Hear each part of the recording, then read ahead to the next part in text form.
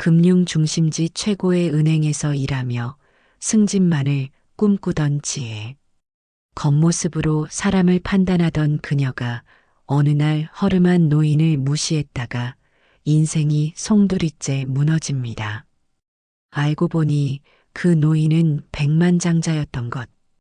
절망의 끝에서 그녀가 깨닫게 되는 인생의 가장 소중한 가치는 무엇인지 오늘 이야기에서 함께 알아보시죠. 그 전에 잠깐 1초면 됩니다. 구독과 좋아요 버튼을 꾹 눌러주시면 영상 제작에 큰 힘이 됩니다. 그럼 시작하겠습니다. 금융 중심지에 위치한 서원은행은 오늘도 화려한 모습으로 빛나고 있었어요. 대리석으로 만들어진 로비는 햇살을 받아 반짝였고 정장 차림의 직원들은 완벽한 미소로 고객들을 맞이하고 있었습니다. 이 은행에서 28살 지혜는 중요한 위치를 차지하고 있었죠.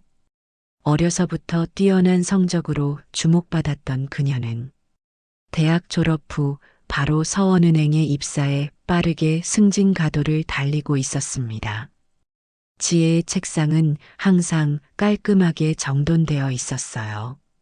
고급스러운 만년필과 메모장, 그리고 최신형 컴퓨터가 그녀의 능력과 지위를 상징하는 듯 했습니다.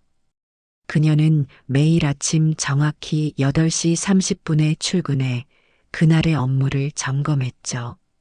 완벽주의자였던 지혜는 모든 업무를 빈틈없이 처리하려 노력했어요.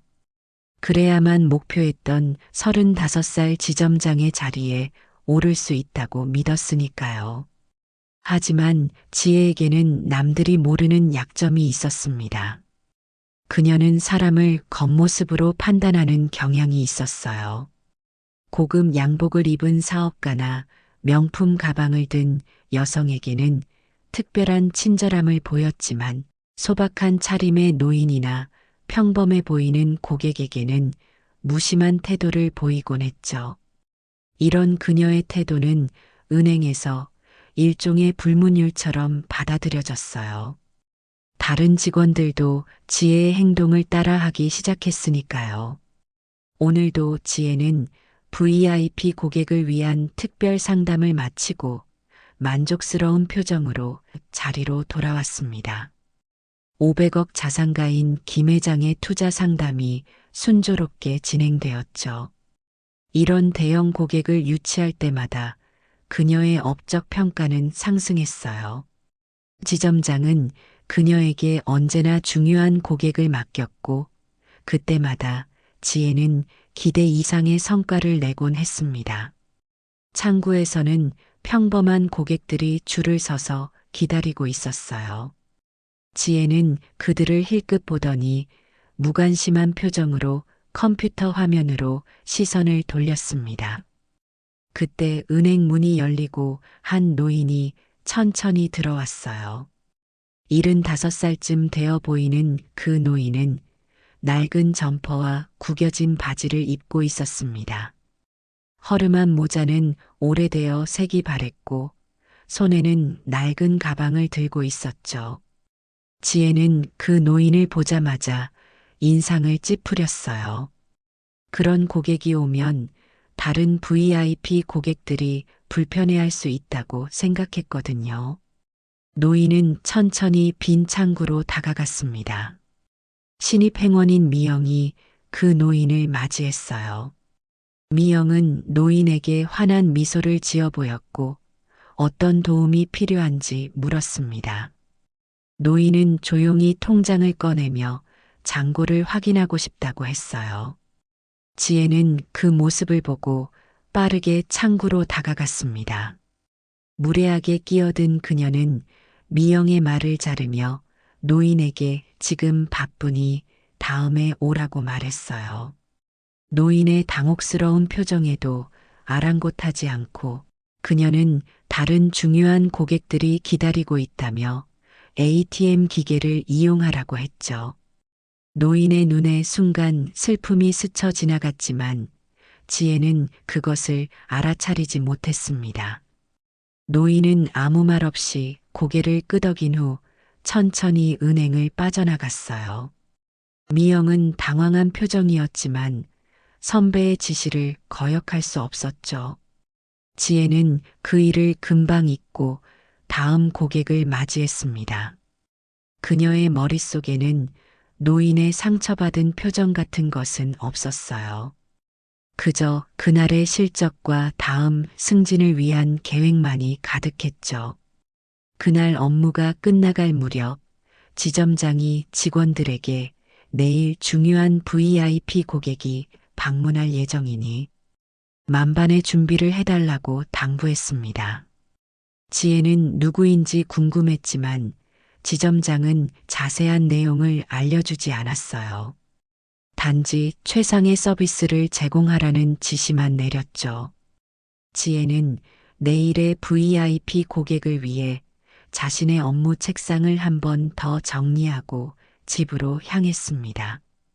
집으로 가는 길에 지혜는 오늘 만났던 노인의 모습을 까맣게 잊은 채 내일의 성공적인 업무 수행만을 그리고 있었어요. 화려한 고층 아파트 단지로 들어서며 그녀는 자신의 성공적인 커리어를 되돌아보았습니다. 모든 것이 그녀의 계획대로 흘러가고 있었죠. 하지만 그녀는 이 평온한 일상이 내일 완전히 뒤바뀔 것이라고는 상상조차 하지 못했어요.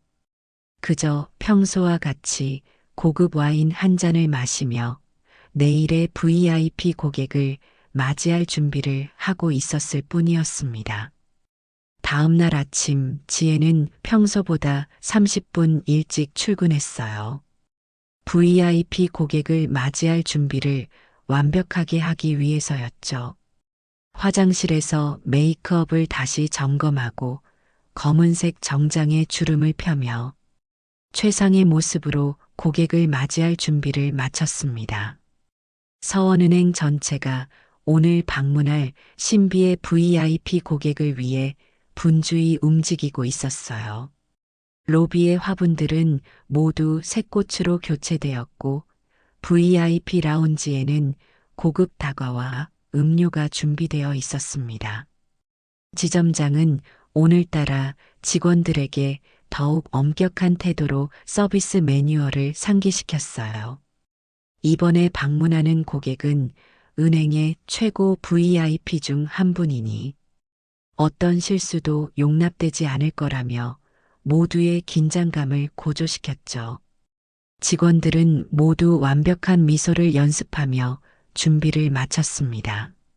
지혜는 자신이 그 VIP 고객을 직접 응대하게 되길 바라며 가슴속으로 기도했어요. 시간이 흘러 오전 11시 은행 문이 열리고 누군가 들어왔습니다. 모든 직원들의 시선이 문을 향했어요. 하지만 들어온 사람은 화려한 차림의 대부호가 아니라 어제 지혜가 쫓아냈던 바로 그 노인이었죠. 어제와 똑같이 허름한 옷차림에 낡은 모자를 쓴 모습이었습니다. 지혜는 실망감을 감추지 못하고 다시 자신의 업무에 집중하려 했어요. 그런데 놀랍게도 지점장이 갑자기 자리에서 일어나 박노인을 향해 공손하게 인사를 건넸습니다. 지점장은 박 회장님이라고 부르며 기다리고 있었다고 했어요. 지혜는 당황스러움을 감추지 못했죠. 머릿속이 하얘졌습니다. 저 허름한 노인이 VIP 고객이라니 어제 자신이 무시했던 그 노인이라는 사실이 믿기지 않았어요. 박노인은 조용히 지점장에게 고개를 끄덕이며 인사를 받았고 그리고는 어제 지혜가 앉아있던 창구를 바라보았습니다. 지혜는 그 시선을 느끼며 몸이 굳어버렸어요. 지점장은 박노인을 VIP 룸으로 안내하며 지혜에게 눈짓으로 함께 오라는 신호를 보냈죠. 지혜의 다리는 천근만근이었지만 어쩔 수 없이 그들을 따라갔습니다. VIP 룸에 들어선 박노인은 조용히 자리에 앉았어요. 그리고 지점장과 지혜를 바라보며 천천히 입을 열었습니다. 오늘은 자신의 계좌에서 100억 원을 인출하려 한다는 박노인의 말에 지혜는 숨을 들이켰어요. 100억 원이라는 숫자가 믿기지 않았습니다. 지점장은 놀라움을 감추지 못하면서도 최대한 침착하게 응대했어요. 다만 그 정도 금액은 사전에 준비가 필요했기에 오늘 당장은 어려울 수 있다고 설명했죠. 박노인은 미소를 지으며 고개를 끄덕였어요. 내일까지 준비해 달라고 했습니다. 그리고 박노인의 시선이 지혜에게 향했죠. 어제 이 직원에게 장고 확인을 부탁했었는데 매우 불친절했다고 했어요. 자신의 모습이 초라해 보였나 보다고 덧붙였습니다. 지점장의 얼굴이 창백해졌고 즉시 허리를 굽혀 깊이 사과했어요. 직원 교육이 부족했던 것 같다며 즉시 조치하겠다고 약속했습니다. 지혜는 그 자리에서 얼어붙었어요. 어제의 기억이 생생하게 떠올랐고 자신이 얼마나 무례하게 행동했는지 깨달았습니다. 수치심과 당혹감이 동시에 밀려왔고 떨리는 목소리로 사과했죠. 박노인은 잠시 지혜를 바라보더니 천천히 고개를 돌렸습니다. 사람을 겉모습으로만 판단하면 안 되는 법이며 젊은 사람이 그런 습관을 들이면 평생 손해를 볼 수 있다고 조용히 말했어요. 회의가 끝난 후 지혜는 지점장에게 불려갔습니다. 지점장의 표정은 무거웠어요. 박 회장님은 은행의 최고 거액 자산가 중 한 분이며 그분께 신뢰를 범한 건 단순한 문제가 아니라 은행의 신뢰도에 관한 문제라고 지점장은 설명했습니다. 회사 규정에 따라 정직 3개월의 처분을 내릴 수밖에 없다고 말했어요. 그동안 자신의 행동을 돌아보는 시간을 가지라는 당부와 함께였죠. 지혜는 말문이 막혔습니다. 그녀의 완벽한 커리어가 하루아침에 무너져 내리는 것 같았어요. 그동안 쌓아온 모든 업적과 경력이 한순간에 물거품이 되는 느낌이었죠. 지혜는 어떻게든 변명하려 했지만 지점장의 표정은 단호했습니다. 결정은 이미 내려졌고 오늘 업무를 마치면 즉시 정직 처분이 시작된다고 했어요. 지혜는 고개를 숙이고 사무실을 나왔습니다. 다른 직원들의 시선이 따가웠어요. 어제까지만 해도 그녀를 부러워하고 존경했던 동료들이 이제는 거리를 두려는 듯했죠. 마치 그녀의 불운이 전염될까 두려워하는 듯한 모습이었습니다. 지혜는 자신의 책상으로 돌아와 짐을 정리하기 시작했어요. 그녀가 그토록 아끼던 고급 만년필과 액자들을 하나씩 가방에 넣었습니다. 집으로 향하는 길, 비가 내리기 시작했어요.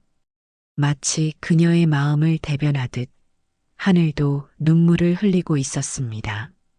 정직 처분을 받은 지혜는 집에 도착하자마자 침대에 쓰러져 울음을 터뜨렸어요. 3개월 동안의 수입이 끊긴다는 것은 그녀에게 큰 타격이었습니다. 고급 아파트 대출금과 카드값을 어떻게 감당해야 할지 막막했죠. 더욱이 자신의 부모님께 이런 상황을 어떻게 설명해야 할지 두려웠습니다. 창밖으로 빗소리가 더욱 거세지는 가운데 지혜는 어제의 박노인의 모습을 떠올렸어요. 그의 허름한 옷차림 아래 숨겨진 거부의 모습, 그리고 그녀를 바라보던 통찰력 있는 눈빛이 모두 이제야 이해되기 시작했습니다. 지혜는 자신의 얕은 판단이 얼마나 큰 실수였는지 뼈저리게 깨달았고 이미 엎질러진 물이지만 앞으로 어떻게 살아야 할지 고민하기 시작했어요. 정직 처분을 받은 지혜에게 한 달이 지나자 경제적 어려움이 현실로 다가왔어요. 월세와 각종 공과금 청구서가 쌓이기 시작했고 그동안 여유롭게 누리던 생활은 빠르게 무너져 내리고 있었습니다. 고급 레스토랑에서의 식사와 명품 쇼핑은 꿈도 꿀 수 없는 상황이 되었죠. 하지만 이것은 시작에 불과했습니다. 예상치 못한 재앙이 지혜의 가족을 덮치게 되었어요.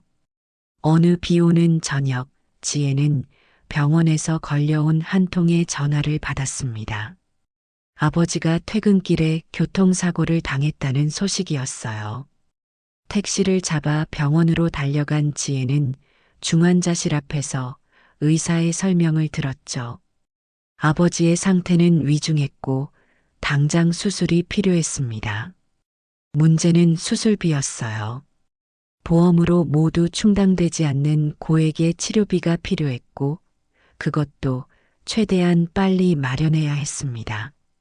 의사는 수술비가 4천만 원 정도 예상되며 보험으로 일부 처리되지만 1,500만 원 정도는 환자 측에서 준비해야 한다고 했어요.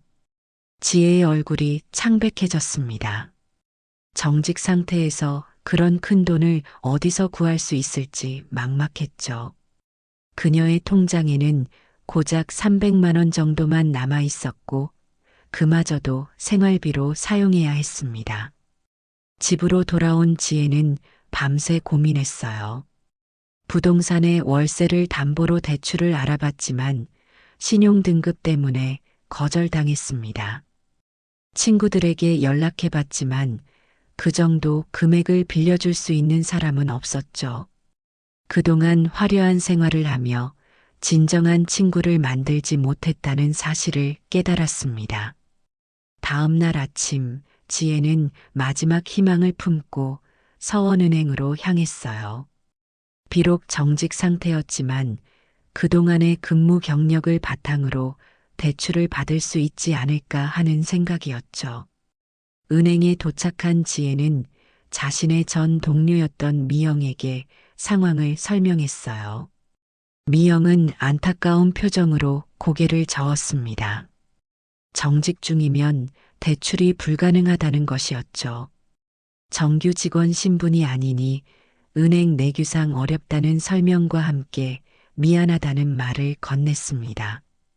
절망에 빠진 지혜는 은행 밖으로 나왔어요.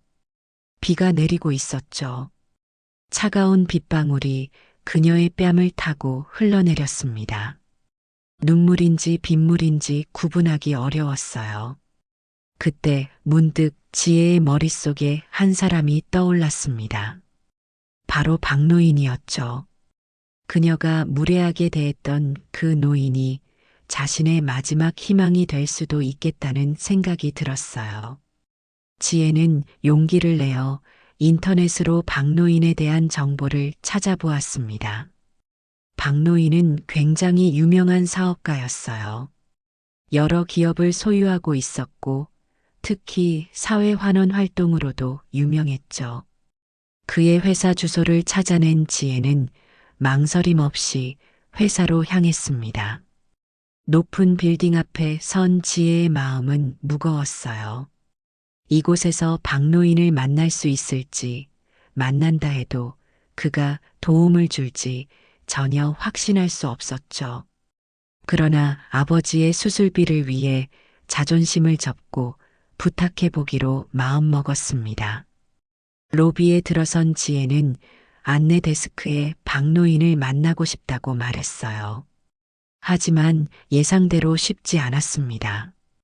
비서는 박 회장이 지금 해외 출장 중이며 다음 주에나 돌아올 예정이라고 했어요. 지혜의 희망은 산산조각 났습니다. 다음 주라면 너무 늦었죠. 아버지의 수술은 최대한 빨리 진행되어야 했으니까요. 지혜는 절망감에 휩싸인 채 병원으로 향했어요. 중환자실에 누워있는 아버지의 모습은 그녀의 가슴을 찢어 놓았습니다. 기계 소리만 울리는 병실에서 지혜는 아버지의 손을 꼭 잡았어요. 모든 게 자신의 잘못이라며 눈물을 흘렸습니다. 아버지의 창백한 얼굴을 바라보며 무력감을 느꼈죠. 그때 간호사가 병실에 들어와 점검을 마친 후 지혜에게 작은 쪽지를 건넸어요. 아까 어떤 노인분이 다녀갔으며 환자분 보호자에게 이것을 전해달라고 했다는 설명이었습니다. 지혜는 궁금한 마음에 쪽지를 펼쳤죠. 그곳에는 간단한 주소와 시간이 적혀 있었습니다. 다음 날 아침 지혜는 쪽지에 적힌 주소로 향했어요. 그곳은 도시 외곽의 조용한 주택가였습니다. 낡은 대문 앞에 도착한 지혜는 초인종을 눌렀고 문이 열리자 그녀의 눈앞에 박노인이 서 있었어요. 어제와 마찬가지로 소박한 옷차림이었지만 그의 눈빛은 여전히 통찰력으로 가득 차 있었습니다. 박노인의 조용한 안내에 지혜는 긴장된 발걸음으로 집 안으로 들어섰어요. 집안은 예상과 달리 매우 소박했죠. 값비싼 가구나 화려한 장식품은 없었고 오래된 가구들만이 있을 뿐이었습니다. 박노인은 지혜를 거실로 안내했어요. 박노인은 지혜의 아버지 수술비 문제를 이미 알고 있었습니다. 놀란 지혜는 그가 어떻게 알았는지 궁금했지만 그보다 중요한 것은 도움을 요청하는 일이었어요. 지혜는 고개를 숙이고 사정을 설명했죠. 그리고 용기를 내어 부탁했습니다. 자신에게 다시 기회를 달라며 은행에 다시 돈을 맡겨주시면 복직할 수 있고 그러면 아버지 수술비도 마련할 수 있을 것 같다고 말했어요. 박노인은 지혜를 가만히 바라보았습니다. 그의 눈에는 깊은 생각이 담겨 있었어요. 마침내 그는 돈은 다시 입금할 생각이 없다고 말했죠. 은행과의 신뢰가 무너졌기 때문이라는 이유였습니다. 지혜의 희망은 그 순간 완전히 무너져 내렸어요. 눈물이 그녀의 눈에 고였습니다. 이대로 아버지를 잃게 되는 것인지 그녀의 가슴이 무너져 내렸죠. 그러나 박노인은 말을 이어갔어요. 자신이 지혜의 아버지 수술비를 도와주겠다며 조건이 있다고 했죠. 그가 운영하는 노인 급식소에서 봉사활동을 해달라는 것이었습니다. 매주 주말마다 3개월 동안 봉사활동을 하라는 조건이었어요. 지혜는 믿을 수 없다는 표정으로 박노인을 바라보았습니다. 그녀를 무시했던 자신에게 이런 기회를 준다니 너무나 감사했어요. 눈물을 참으며 고개를 끄덕였죠. 기꺼이 그 조건을 수락하겠다는 의사를 표했습니다. 다음 날 아버지의 수술은 성공적으로 진행되었습니다. 박노인은 약속대로 수술비를 지원해 주었고 지혜는 그에 대한 감사함으로 가득 찼어요. 병실에서 아버지의 회복을 지켜보며 지혜는 박노인의 은혜를 어떻게 갚아야 할지 생각했죠. 약속대로 주말이 되자 그녀는 박노인이 알려준 주소로 향했습니다. 그곳은 도심에서 조금 떨어진 외곽 지역에 위치한 노인 급식소였어요. 행복한 밥상이라는 간판이 걸린 급식소는 생각보다 규모가 컸습니다. 깔끔하고 정돈된 느낌이었지만 화려한 장식은 없었어요. 지혜는 조금 어색한 표정으로 주변을 살폈죠. 이런 곳은 처음이었기에 무엇을 해야 할지 막막했습니다. 그때 나이 지긋한 여성 한 분이 다가왔어요. 자신을 총무라고 소개한 분이었죠. 그녀는 지혜를 따뜻하게 맞이하며 오늘 할 일을 설명해 주었습니다. 지혜는 오늘 배식과 설거지를 담당하게 된다는 총무의 설명에 고개를 끄덕였어요. 생각보다 단순한 일이었죠. 하지만 실제 봉사는 생각보다 훨씬 힘들었습니다. 쉴 새 없이 줄을 서는 노인들에게 음식을 나눠주다 보니 팔이 아파왔어요. 더구나 일부 노인들은 까다로운 요구를 하기도 했죠. 국물을 더 달라거나 밥이 너무 적다거나 반찬을 하나 더 달라는 요청이 끊임없이 이어졌습니다. 평소 같았으면 짜증을 냈을 법한 상황에서도 지혜는 꾹 참으며 미소를 지었어요. 아버지의 수술비를 도와준 박노인에 대한 감사함과 그동안 자신이 겉모습만 보고 사람을 판단했던 것에 대한 부끄러움이 마음 깊이 자리하고 있었기 때문이었죠. 급식 시간이 끝나고 설거지를 하는 동안 지혜는 문득 이곳에 오는 노인들의 사연이 궁금해졌습니다. 왜 이런 급식소에 의존하는지, 그들의 가족은 어디에 있는지 생각하게 되었어요. 설거지를 마치고 뒷정리를 하는 중에 박노인이 급식소에 들어왔습니다. 그는 조용히 봉사자들과 인사를 나누며 현장을 둘러보았어요. 지혜를 발견한 박노인은 미소를 지으며 다가왔죠. 첫날 어땠냐고 힘들진 않았는지 물었습니다.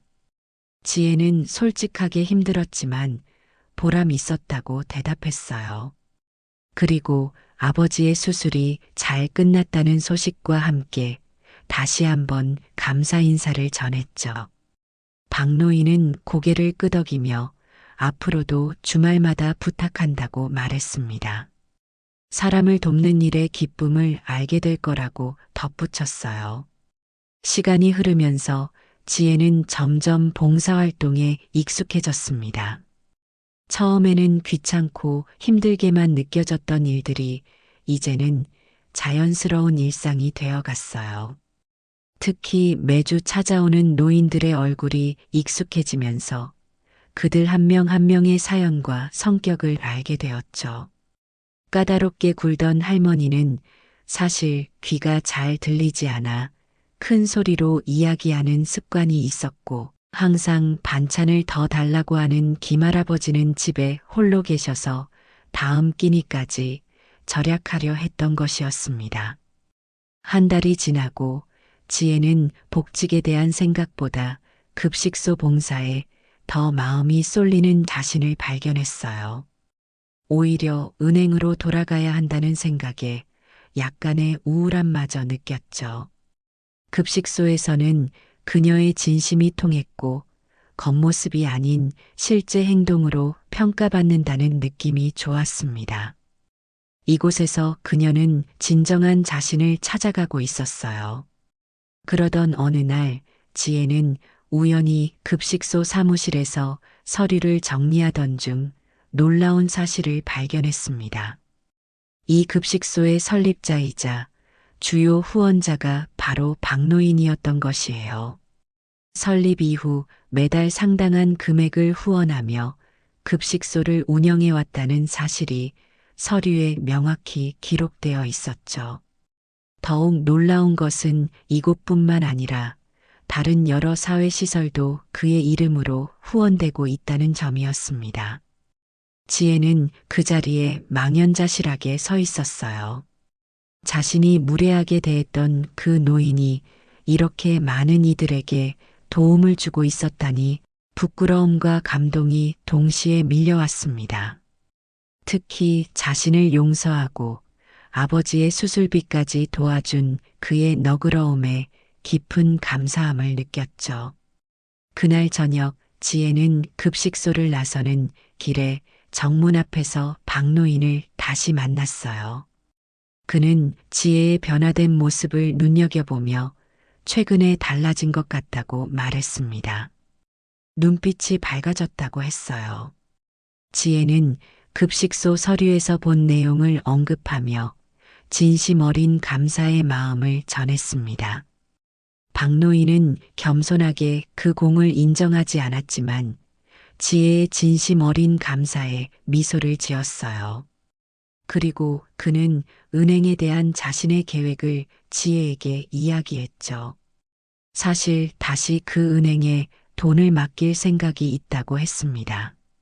하지만 조건이 있었어요. 지혜가 진정으로 변화했다는 것을 보여줘야 한다는 것이었죠. 단순히 복직을 위해서가 아니라 사람들을 대하는 자세가 바뀌어야 한다는 것이었습니다. 지혜는 박노인의 말에 깊이 공감했어요. 이제는 단지 일자리를 되찾기 위해서가 아니라 정말로 자신이 바뀌어야 한다는 것을 깨달았습니다. 그동안의 봉사활동을 통해 사람의 가치는 겉모습이 아닌 마음에 있다는 것을 배웠죠. 지혜는 결심했어요. 남은 봉사 기간 동안 더 열심히 노력하고 진정한 변화를 이룬 후에 은행으로 돌아가겠다고 말이죠. 그렇게 지혜의 봉사활동은 계속되었고 매주 주말은 노인들과 함께하는 시간으로 채워졌습니다. 처음에는 의무감으로 시작했던 봉사가 이제는 그녀에게 기쁨을 주는 소중한 시간이 되었어요.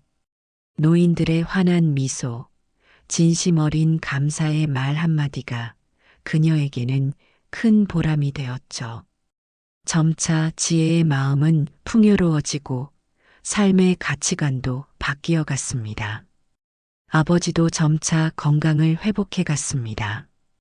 퇴원 후 지혜는 아버지에게 자신의 경험과 변화된 생각들을 이야기했어요. 아버지는 딸의 이야기를 묵묵히 들으며 미소를 지었죠. 딸이 그런 깨달음을 얻었다니 오히려 이번 사고가 축복이었는지도 모르겠다고 말했습니다. 지혜는 아버지의 말에 깊이 공감했어요. 정말로 이번 일은 그녀의 인생을 바꾸는 전환점이 되었으니까요. 정직 기간이 채 끝나기도 전에 박노인은 약속대로 은행에 100억 원을 다시 입금했습니다. 이 소식을 들은 지점장은 즉시 지혜에게 연락을 취했어요. 지혜의 복직을 원한다는 박노인의 요청이 있었다는 것이었죠. 지혜는 이 제안에 대해 생각할 시간을 달라고 했습니다. 예전 같았으면 망설임 없이 받아들였을 기회였지만 이제는 단순히 직장으로 돌아가는 것 이상의 의미를 찾고 있었어요. 결국 지혜는 복직을 결정했습니다. 하지만 그것은 단순히 예전의 삶으로 돌아가기 위함이 아니었어요. 오히려 변화된 자신의 모습을 실제 업무 현장에서 보여주고 싶다는 강한 의지가 있었죠. 은행에서 만나는 고객들, 특히 소외된 이들에게 진심 어린 서비스를 제공하고 싶었습니다. 복직 첫날, 지혜는 전과 다른 마음가짐으로 은행에 들어섰어요. 고급스러운 대리석 로비와 화려한 샹들리에는 예전과 같았지만 그것을 바라보는 지혜의 시선은 완전히 달라져 있었습니다. 동료들은 그녀를 반갑게 맞이했지만 눈빛 속에는 약간의 의구심도 있었어요. 어쩌면 그들은 지혜가 이전과 같은 태도로 돌아올 것이라 예상했을지도 모르죠. 하지만 지혜는 달라져 있었습니다. 첫 고객은 허름한 옷차림의 노인이었어요. 예전의 지혜라면 짧고 형식적인 응대로 빨리 보내려 했겠지만 이제는 달랐죠. 그녀는 진심 어린 미소로 노인을 맞이하고 그의 이야기를 끝까지 경청했습니다. 단순한 업무 처리 이상으로 그 노인의 삶에 관심을 보였어요. 할머니의 건강은 어떤지, 은행 업무 외에도 도움이 필요한 것이 있는지 물었습니다. 노인은 처음에 놀란 눈치였지만 이내 따뜻한 미소를 지었어요. 이런 변화는 다른 고객들을 대할 때도 마찬가지였습니다. 지혜는 더 이상 고객의 외모나 의상, 지위에 따라 태도를 달리하지 않았어요. 모든 사람에게 동등한 존중과 진심을 담아 대했죠. 특히 노인 고객들에게는 더욱 세심한 배려를 보였습니다. 작은 글씨로 된 서류는 더 큰 글씨로 인쇄해드리고 복잡한 금융상품은 이해하기 쉽게 설명해 드렸어요. 지점장은 이런 지혜의 변화를 눈여겨보고 있었습니다. 처음에는 단순히 복직을 위한 일시적인 변화라고 생각했을지 모르지만 시간이 지날수록 진정성을 느꼈을 거예요. 어느 날 퇴근 시간에 지점장은 지혜를 불렀습니다. 최근에 고객 만족도 평가에서 지혜에 대한 칭찬이 많이 들어오고 있다며 특히 노인 고객들로부터 좋은 평가가 있었다고 했어요. 무슨 일이 있었는지 물었죠. 지혜는 잠시 생각에 잠겼다가 솔직하게 대답했습니다.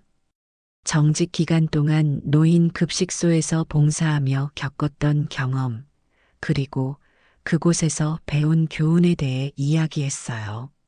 사람의 가치는 겉모습이나 지위가 아닌 그 사람 자체에 있다는 깨달음, 그리고 진심 어린 소통의 중요성에 대해 말했죠. 지점장은 감동한 표정으로 지혜의 이야기를 들었습니다. 처음에는 반신반의했지만 이제는 지혜가 정말로 달라졌다는 것을 확실히 알겠다고 했어요. 복직 후에도 지혜는 주말 봉사활동을 계속했습니다.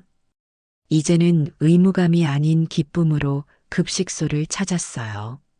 노인들과 더 깊은 관계를 맺게 되었고 그들의 삶과 지혜에 귀 기울이는 시간을 가졌죠. 가끔은 은행에서 만난 노인 고객들도 급식소에 초대하기도 했습니다. 한 달이 지나자 지혜의 변화는 은행 전체에 알려지게 되었어요. 동료들은 그녀의 달라진 모습에 놀라워했고 일부는 자극을 받아 함께 변화하려는 모습을 보였습니다. 지혜는 자신의 경험을 공유하며 동료들에게도 영향을 주기 시작했어요. 은행 내부에서 사람을 대하는 방식이 조금씩 달라지기 시작했습니다. 어느 날 은행에 특별한 손님이 찾아왔어요. 바로 박노인이었습니다. 그는 평소와 같은 소박한 차림이었지만 이번에는 모든 직원들이 그를 알아보고 존경의 표시를 했죠. 지혜는 환한 미소로 그를 맞이했습니다. 오랜만에 뵙게 되어 반갑다며 어떤 업무를 도와드릴지 물었어요. 박노인은 미소를 지으며 지혜를 바라보며 특별한 업무는 없고 그저 지혜가 어떻게 지내는지 보러 왔다고 말했습니다. 그들은 VIP 룸에서 차를 마시며 이야기를 나눴어요. 지혜는 그동안의 변화와 깨달음에 대해 이야기했고 박노인은 그녀의 성장을 기쁘게 지켜보는 눈치였습니다. 대화 중 박노인은 뜻밖의 제안을 했어요. 현재 운영 중인 급식소 외에 새로운 곳을 하나 더 열 계획이며 그곳의 운영을 지혜에게 맡기고 싶다고 말했습니다. 지혜는 놀라움을 감추지 못했어요. 그런 중요한 일을 자신에게 맡긴다는 것이 믿기지 않았습니다. 자신은 경험이 부족하고 은행 일도 있다며 망설였어요. 박노인은 고개를 저으며 지혜가 이미 충분한 자질을 보여줬다고 말했습니다. 겉모습이 아닌 사람의 내면을 보는 법을 배웠고 진심으로 돕고자 하는 마음이 있으니 그것이 가장 중요한 자질이라고 설명했어요. 지혜는 깊은 생각에 잠겼습니다. 안정적인 은행 직장을 두고 새로운 도전을 한다는 것은 큰 모험이었어요. 하지만 그동안 급식소에서 느꼈던 보람과 행복을 생각하면 이것이 자신이 진정으로 원하는 길일지도 모른다는 생각이 들었죠. 며칠 동안의 고민 끝에 지혜는 결정을 내렸어요. 은행을 떠나 급식소 운영에 전념하기로 한 것입니다. 지점장과 동료들은 지혜의 결정을 아쉬워했지만 새로운 도전을 응원해 주었어요. 특히 지점장은 지혜의 변화가 은행 문화에 긍정적인 영향을 남겼다며 고마움을 표했습니다.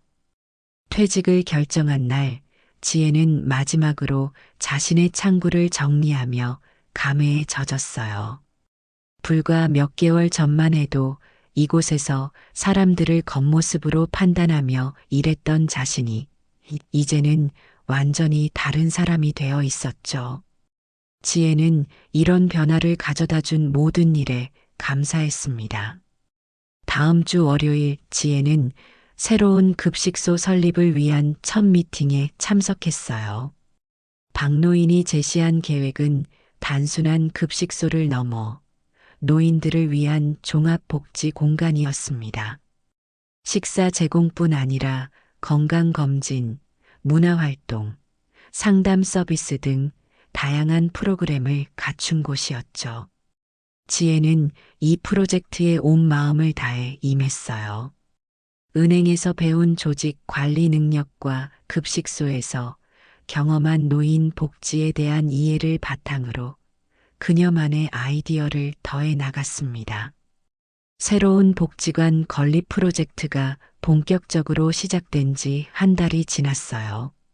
지혜는 매일 아침 일찍부터 늦은 저녁까지 계획을 세우고 실행하는데 모든 열정을 쏟아붓고 있었습니다. 이런 열정적인 모습은 주변 사람들에게도 긍정적인 영향을 주었죠.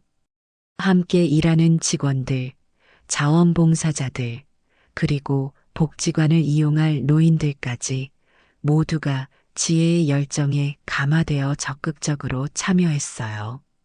지혜가 가장 중요하게 생각한 것은 노인들이 단순히 서비스를 받는 수동적인 존재가 아니라 적극적으로 참여하고 자신의 가치를 느낄 수 있는 공간을 만드는 것이었습니다. 그래서 복지관 내에 노인들이 가르치는 프로그램을 많이 기획했어요. 전직 교사였던 노인은 아이들에게 공부를 가르치고 요리에 능숙한 할머니는 요리 교실을 열 수 있게 했죠. 이런 방식으로 노인들에게 자신의 지식과 경험을 나눌 수 있는 기회를 제공하고 세대 간 소통의 장을 마련하고자 했습니다. 건물 설계에도 지혜의 세심한 배려가 반영되었어요. 모든 공간은 노인들의 편의를 최우선으로 고려했습니다. 넓은 복도와 계단, 밝은 조명, 쉽게 읽을 수 있는 안내판, 그리고 휴식을 취할 수 있는 아늑한 공간들이 곳곳에 배치되었죠. 특히 정원 설계에 많은 공을 들였는데 노인들이 자연과 함께하며 마음의 평화를 찾을 수 있는 치유의 공간을 만들고자 했습니다. 박노인은 지혜의 열정과 창의적인 아이디어에 깊은 감명을 받은 듯 했어요. 처음에는 지혜의 경험 부족을 우려했을지 모르지만 그녀가 보여주는 진심과 노력에 전적인 지지를 보냈습니다. 재정적인 지원은 물론 자신의 오랜 경험과 인맥을 활용해 프로젝트가 순조롭게 진행될 수 있도록 도왔죠. 건축 공사가 한창이던 어느 날 지혜는 복지관 부지에서 예상치 못한 방문객을 만났어요. 바로 그녀가 은행에서 일할 때의 지점장이었습니다. 지점장은 박노인의 소개로 프로젝트에 대해 듣고 직접 보러 왔다고 했죠. 그는 지혜의 변화된 모습과 열정적인 태도에 깊은 인상을 받은 듯 했습니다. 지점장은 지혜에게 은행에서의 그녀의 변화가 얼마나 큰 영향을 미쳤는지 이야기해 주었어요. 그녀가 떠난 후에도 직원들 사이에서는 지혜 효과라는 말이 생겨났으며 고객 응대 방식에 큰 변화가 생겼다는 것이었죠. 특히 노인 고객들에 대한 태도가 크게 개선되었다고 했습니다. 지점장은 이러한 긍정적인 변화에 감사하며 은행에서도 복지관 프로젝트에 후원하고 싶다는 의사를 전했어요. 이런 지원에 힘입어 복지관 건립은 예상보다 빠르게 진행되었습니다. 착공 후 6개월 만에 건물의 기본 골조가 완성되었고 내부 공사도 순조롭게 이루어지고 있었어요. 지혜는 매일 공사 현장을 방문하여 진행 상황을 확인하고 필요한 조정 사항을 즉시 반영했죠. 그녀의 꼼꼼한 관리와 열정적인 추진력 덕분에 프로젝트는 큰 차질 없이 진행되었습니다. 공사가 한창이던 중에 뜻밖의 문제가 발생했어요. 인근 주민들 중 일부가 복지관 건립에 반대 의견을 제기한 것이었습니다. 주로 교통 혼잡과 소음, 그리고 부동산 가치 하락 등을 우려하는 목소리였죠. 지혜는 이 소식을 듣고 처음에는 당황했지만 곧 주민들과의 대화를 통해 문제를 해결하기로 마음먹었어요. 지혜는 주민 설명회를 개최하여 복지관의 취지와 계획을 상세히 설명했습니다. 더불어 주민들의 우려사항을 경청하고 이를 해결하기 위한 구체적인 방안을 제시했어요. 교통 혼잡을 줄이기 위한 셔틀버스 운영, 소음을 최소화하는 건축 방식 채택, 그리고 지역 주민들도 이용할 수 있는 다양한 프로그램 제공 등의 아이디어를 내놓았죠. 특히 인상적이었던 것은 지혜가 지역 노인들을 설명회에 초대한 것이었습니다. 그들은 직접 자신들의 이야기를 나누며 이런 복지관이 얼마나 필요한지를 진심으로 전달했어요. 한 할머니가 눈물을 글썽이며 이런 공간이 생긴다는 건 단순히 밥을 먹는 장소가 아니라 삶의 의미를 다시 찾게 해주는 일이라고 말했을 때 많은 주민들의 마음이 움직였죠. 결국 주민들의 반대는 점차 줄어들었고 오히려 일부 주민들은 자원봉사자로 참여하겠다며 적극적인 지지를 보내기 시작했습니다. 이 과정에서 지혜는 소통의 중요성과 공감의 힘을 다시 한번 깨달았어요. 겉으로 드러난 반대 의견 뒤에는 항상 이해받고 싶은 마음이 있다는 것, 그리고 진심 어린 대화만이 그 마음에 닿을 수 있다는 것을 배웠죠. 복지관 공사가 마무리 단계에 접어들 무렵 박노인은 지혜에게 특별한 제안을 했어요. 이 복지관을 공식적으로 그녀의 이름을 따서 지혜의 집으로 명명하고 싶다는 것이었습니다. 지혜는 처음에 그런 영광을 받아들이기 부끄러웠지만 박노인은 이것이 단순한 예우가 아니라 그녀의 진정성과 노력에 대한 인정이라고 설명했죠. 이 복지관은 당신의 변화와 성장을 상징하며 겉모습만 보던 사람이 내면의 가치를 발견하게 된 여정이라고 했습니다. 그 여정이 많은 이들에게 영감이 되길 바란다는 말도 덧붙였어요. 박노인의 이 말에 지혜는 깊은 감동을 받았습니다. 자신의 작은 변화가 이렇게 큰 의미를 가질 수 있다는 사실이 믿기지 않았어요. 그녀는 감사한 마음으로 제안을 받아들였고 지혜의 집이라는 이름은 복지관의 정식 명칭이 되었죠. 이 이름은 단순한 간판이 아니라 지혜의 삶의 변화와 그녀가 배운 교훈을 상징하는 것이었습니다. 드디어 개관식 날이 다가왔어요. 지혜는 아침부터 긴장된 마음으로 마지막 준비를 점검했습니다. 모든 것이 완벽해 보였지만 여전히 작은 불안감이 있었죠. 이 복지관이 정말 노인들에게 도움이 될까? 그들이 이곳에서 행복을 찾을 수 있을까? 수많은 생각이 지혜의 머릿속을 맴돌았어요. 하지만 동시에 그녀의 가슴 속에는 기대와 희망도 가득했습니다. 개관식에는 예상보다 훨씬 많은 사람들이 참석했어요. 지역 주민들은 물론 은행 동료들, 언론인들, 그리고 무엇보다 많은 노인들이 모였습니다. 지혜는 떨리는 마음으로 단상에 올라 환영사를 준비했죠. 그러나 막상 많은 사람들 앞에 서자 준비한 말이 아닌 진심이 우러나왔습니다. 지혜는 자신이 어떻게 변화했는지, 그리고 이 복지관이 지향하는 가치가 무엇인지를 진솔하게 이야기했어요. 지혜의 환영사는 이곳이 단순한 복지시설이 아니라 모든 사람이 존중받고 자신의 가치를 느끼며 서로에게 배울 수 있는 공간이 되길 바란다는 내용이었습니다. 우리 모두가 겉모습이 아닌 서로의 내면을 보는 법을 배울 때 진정한 변화가 시작된다고 강조했어요. 그녀의 말이 끝나자 뜨거운 박수가 터져 나왔습니다. 많은 이들의 눈에 감동의 눈물이 맺혔어요. 특히 박노인의 얼굴에는 깊은 자부심과 감동이 서려 있었죠. 그는 지혜에게 다가와 조용히 손을 꼭 잡아주었습니다. 그 손길에는 말로 표현할 수 없는 깊은 신뢰와 애정이 담겨 있었어요. 개관식 후 지혜의 집은 많은 노인들로 활기를 띠기 시작했습니다. 예상보다 훨씬 많은 노인들이 찾아왔고 다양한 프로그램에 참여했어요.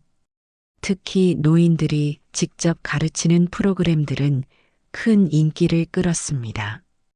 그들은 자신의 지식과 경험을 나누는 과정에서 새로운 활력과 자신감을 얻었죠. 한때 사회에서 소외되었다고 느끼던 노인들이 다시 한번 자신의 가치를 발견하는 모습은 지혜에게 큰 보람이었습니다. 지혜는 매일 복지관을 돌아다니며 노인들과 대화하고 그들의 이야기에 귀 기울였어요.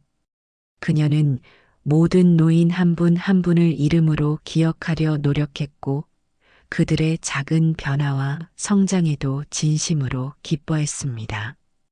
이제 그녀에게 이곳은 단순한 직장이 아니라 자신의 삶의 의미를 찾은 곳이 되었죠. 지혜의 하루하루는 바쁘게 흘러갔지만 그 어느 때보다 충만하고 행복했습니다.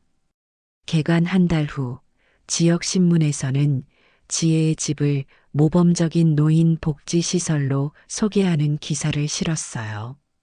기사는 지혜의 이야기부터 시작해 이 복지관이 지역 사회에 미친 긍정적인 영향을 자세히 다루었습니다.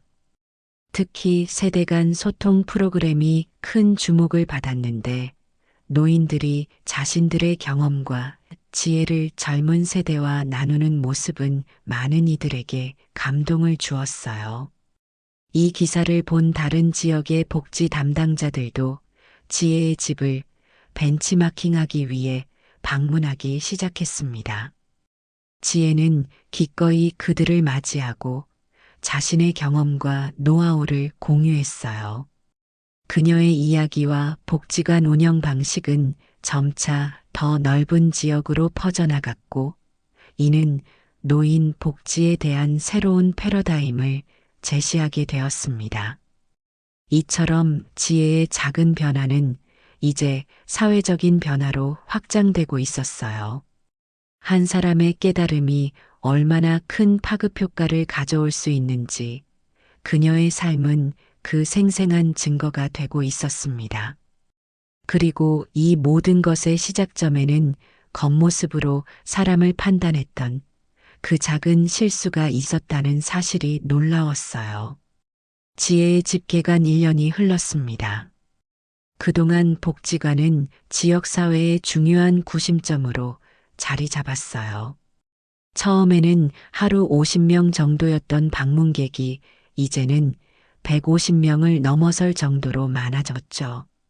특히 인상적인 것은 단순히 노인들만의 공간이 아니라 다양한 세대가 함께 어울리는 장소가 되었다는 점이었습니다. 지혜는 매일 아침 복지관에 가장 먼저 도착해 하루를 준비했어요. 그녀는 모든 프로그램을 꼼꼼히 점검하고 방문하는 노인들 한 분 한 분에게 진심 어린 관심을 보였습니다. 박노인의 복지관에 대한 지원도 계속되었어요. 그는 정기적으로 방문하여 노인들과 함께 시간을 보냈고 필요한 사항이 있으면 언제든지 도와주었습니다. 박노인과 지혜는 이제 단순한 후원자와 운영자의 관계를 넘어 서로를 깊이 이해하고 존중하는 동반자가 되었어요. 두 사람은 종종 복지관 정원에 앉아 노인 복지의 미래에 대해 이야기를 나누곤 했습니다. 그들의 대화는 항상 겉모습이 아닌 내면의 가치에 대한 이야기로 귀결되었죠. 어느 날 지혜의 부모님이 복지관을 방문했어요. 아버지는 이제 완전히 건강을 회복했고 어머니와 함께 딸의 성공을 축하하기 위해 왔습니다. 부모님은 복지관을 둘러보며 깊은 감동을 받았어요. 특히 지혜가 노인들과 진심으로 소통하는 모습을 보며 눈시울을 붉혔습니다. 예전에 성공과 물질적인 가치만을 줬던 딸이 이렇게 변화할 수 있다는 것이 믿기지 않았죠. 지혜의 어머니는 딸을 꼭 안아주며 자랑스럽다고 말했어요. 그 말에 지혜의 눈에도 눈물이 고였습니다. 시간은 흘러 5년이 지났습니다. 지혜의 집은 이제 단순한 노인 복지시설을 넘어 지역 사회의 상징적인 장소가 되었어요. 처음 한 개의 건물로 시작했던 복지관은 이제 3개의 건물로 확장되었고 1년에 5만 명이 넘는 방문객이 찾는 대표적인 복지시설이 되었습니다. 지혜는 이 모든 과정에서 중심적인 역할을 했고 이제는 박노인의 가장 신뢰받는 조력자로 성장했어요. 지혜가 개발한 노인 복지 프로그램은 전국 표준 모델로 채택되었고 그녀 자신도 노인 복지 분야의 전문가로 인정받게 되었습니다. 종종 다른 지역에서 강연 요청이 오면 지혜는 자신의 경험과 깨달음을 나누며 더 많은 사람들에게 영향을 주었어요. 특히 젊은 세대들에게 성공의 진정한 의미는 얼마나 많이 가졌느냐가 아니라 얼마나 많이 나누었느냐에 있다는 메시지를 전달하곤 했죠. 박노인은 이제 80세가 되었지만 여전히 복지관의 중요한 결정에 참여하고 조언을 아끼지 않았어요. 그의 건강은 많이 약해졌지만 눈빛만은 여전히 선명했습니다. 박노인은 지혜를 바라보며 자신의 삶이 매우 값진 결실을 맺었다고 느꼈죠. 한때 겉모습으로 판단했던 젊은 은행원이 이제는 많은 이들의 삶을 변화시키는 리더가 되었으니까요.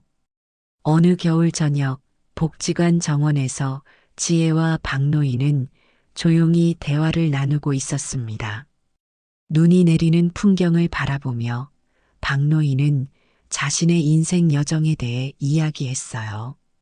그가 젊은 시절 가난했던 이야기, 사업에 성공한 후에도 소박한 삶을 유지한 이유, 그리고 사회 환원에 관심을 가지게 된 계기까지 모든 것을 들려주었죠.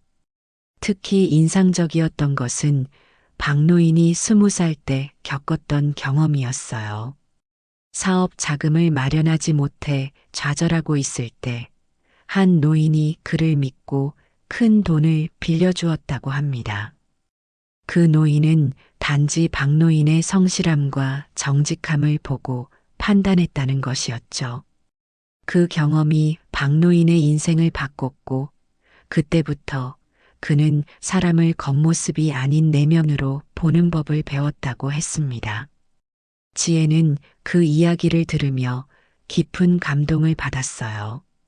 박노인이 그녀에게 2번째 기회를 준 것도 자신이 받았던 도움을 다시 다른 이에게 전하고 싶었기 때문이었다는 것을 깨달았습니다. 그것은 단순한 선행의 연쇄가 아니라 진정한 인간 가치에 대한 믿음의 전달이었죠. 이제 지혜는 그 가치를 완전히 이해하고 자신의 삶을 통해 실천하고 있었어요. 매일 한 사람씩 그녀는 그 교훈을 전하고 있었습니다. 겉모습이 아닌 그 사람 자체를 보는 법, 판단하기보다 이해하는 법을요. 복지관을 통해 지혜는 이 가르침을 수많은 사람들에게 전파했고 그들 또한 각자의 방식으로 이 가치를 실천하기 시작했습니다. 봄이 왔을 때 박노인은 평화롭게 세상을 떠났어요. 그의 장례식에는 수많은 사람들이 찾아와 조의를 표했습니다. 지혜는 깊은 슬픔 속에서도 그가 남긴 유산과 가르침을 계속해서 이어가겠다는 결심을 다졌어요. 박노인의 유지에 따라 그의 재산 대부분은 복지재단으로 기부되었고 이는 더 많은 지혜의 집을 설립하는 데 사용되었습니다. 복지관 정원에 심어진 박노인의 기념나무는 이제 크게 자라 많은 이들에게 그늘을 제공하고 있었어요. 지혜는 종종 이 나무 아래 앉아 지난 날을 되돌아보곤 했습니다. 그리고 그때마다 박노인이 남긴 마지막 말이 귓가에 울려 퍼졌죠. 사람을 겉모습만으로 판단하지 말아야지. 진정한 가치는 항상 내면에 있으니까. 윤지혜는 이제 33이 되었습니다. 한때 은행에서 승진만을 꿈꾸던 그녀는 이제 완전히 다른 삶을 살고 있었어요. 그러나 그녀의 얼굴에는 진정한 행복과 평화가 깃들어 있었습니다. 물질적인 성공보다 더 값진 것을 찾았기 때문이죠. 지혜는 매일 아침 복지관으로 향하며 감사함을 느꼈어요. 그녀의 실수가 축복으로 바뀐 것, 그리고 그 과정에서 진정한 자신을 발견한 것에 대해 감사했습니다. 복지관 앞에 서서 지혜는 새로운 하루를 시작하기 전에 잠시 하늘을 바라보았어요. 그리고 마음속으로 작은 기도를 올렸습니다. 오늘도 저에게 만나는 모든 사람의 내면을 볼 수 있는 눈을 주세요. 그녀는 문을 열고 안으로 들어갔고 그곳에서 그녀를 기다리고 있던 노인들의 밝은 얼굴이 그녀를 맞이했습니다. 이것이 바로 인생의 아름다운 순환이자 지혜가 발견한 진정한 행복의 비밀이었어요. 박노인과의 우연한 만남을 통해 시작된 변화는 이제 더 넓은 세상으로 퍼져나가고 있었습니다. 한 사람의 깨달음이 세상을 조금씩 더 나은 곳으로 만들어가는 그 아름다운 여정의 한 부분으로 말이죠. 그리고 이 여정은 결코 끝나지 않을 것입니다. 지혜가 자신의 교훈을 전하고 그 교훈을 받은 이들이 또 다른 이들에게 전하는 한, 이 선한 영향력은 계속해서 확장되어 갈 테니까요. 오늘 이야기 어떠셨나요? 이 영상이 여러분 마음에 들었다면 댓글로 응원해 주세요. 단 한 번의 구독과 좋아요, 알림 설정으로 보다 빠르게 다음 영상을 만나실 수 있습니다. 오늘도 영상 시청해 주셔서 감사합니다.